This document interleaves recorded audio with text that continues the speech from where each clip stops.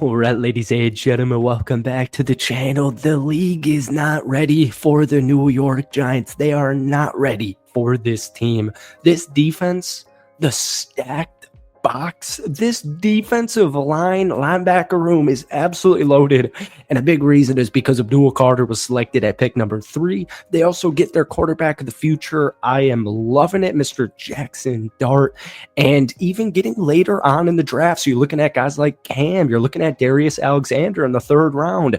People finally realized, outside of Giants fans that already knew this, that, hey, your GM actually knows how to draft. There's just been a couple of hiccups, like quarterback situation, the Saquon situation. We won't mention it. But anyways, folks, there's a new era about to begin over with the New York Giants, and I can't wait. And we got to talk about Abdul Carter because they were it was honestly so cool to see how focused this team was in free agency and in the draft on improving their defensive line.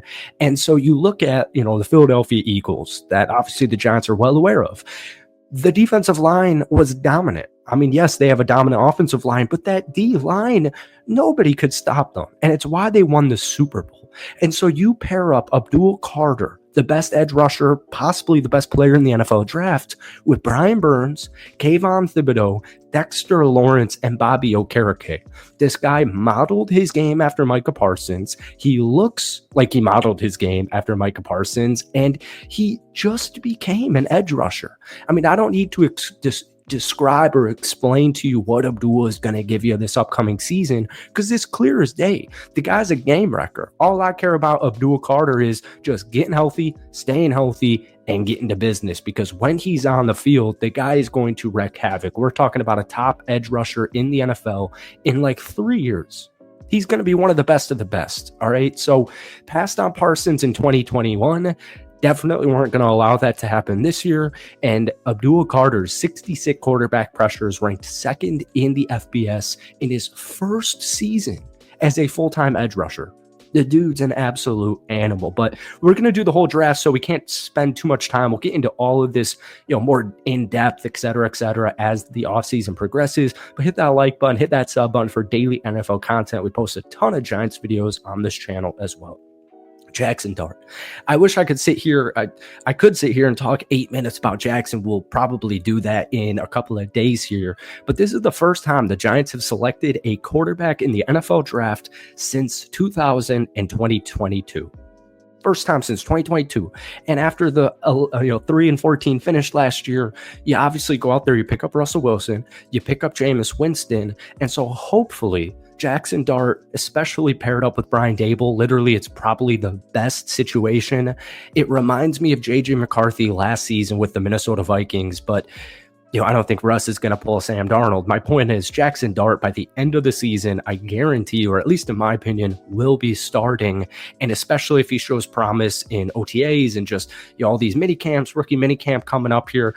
We got training camp. We got preseason football. We'll wait and see how he plays in these live action reps in the preseason. But I'm telling you, if we see some promise, and you're going to see some promise because this is the first round, rookie QB, that leash is going to get extended, hopefully for Brian Dable, because it would be a damn shame if it wasn't, just because you guys haven't had a consistent, reliable quarterback in a long time. So he's talented. He's accurate. He reads the field well. He's very mobile. He's even got a little bit of an edge on his shoulder that fits the New York Giants culture perfectly.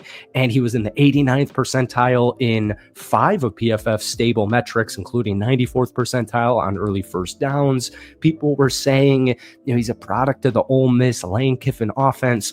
Folks, he just played in the SEC. 69.3% completion percent, 4,300 yards. That's 330 per game. Threw 29 touchdowns, only 6 interceptions. I don't care if it's a quarterback-friendly offense. You're going up against SEC defenses. That's an impressive stat line. That's an NFL quarterback right there, and I absolutely can't wait. And then we get to Darius Alexander. And I was out of town this last weekend, so I'm not sure if people are saying this already, but I genuinely think this could be one of the best value picks in the entire NFL draft. He had a 90.1 PFF grade in 2024. That was ranked 3rd amongst all interior defenders in that draft class, okay? So he's already a very good run defensive guy. And the Giants, the last 2 seasons, have not been a good rush defensive team. Darius has had 26 tackles at or behind the line of scrimmage on designed runs since the start of 2023. Folks, that is 5th most in all of college football. When we look at the Giants last season, they gave up 136.2 rushing yards per game, which was good for 5th last in the NFL. Very similar 2 years ago. So huge improvements. First, 2 of the first 3 picks, Darius Alexander, free agency as well, but just 2 huge guys on that defensive line. They're really getting back to the trenches, and I absolutely love it. But I really think Darius Alexander could be one of the most undervalued guys in the draft. I kind of want to save that for a whole nother video, so stay tuned for that.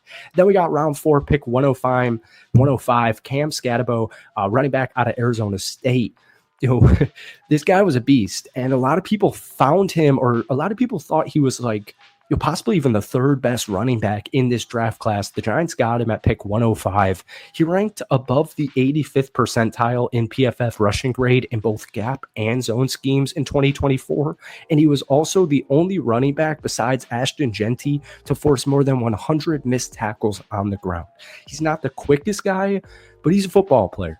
He's a high IQ football player who, on the Giants next season with Tyrone Tracy and Devin Singletary, he's 100,000% going to have a nice role there. Gadget, Joker type of piece. Last year with Arizona State, 293 attempts for 1,700 rushing yards, 21 rushing touchdowns, and he also caught 45 catches for 605 yards. All right, Marcus Mbao, guard out of Purdue. He would have gone way earlier in the draft, but there were concerns about his medicals. Here's the good news. He consistently graded in the low 70s in overall PFF grade over the past 3 seasons, coming off a career mark in 2024. He's so good in run blocking. He earned an 78.7 grade last season, and the Giants, that guard position's a little bit interesting. They bring back your right guard, but long term, I'm telling you, I know it's a 5th round pick, and you might not get too excited about some of these later picks. I'm telling you, if people didn't have concerns about his medicals, he would have been selected in the first 3 rounds. At least that's my opinion. So hopefully he's the long-term guard for the Giants whenever that time may come.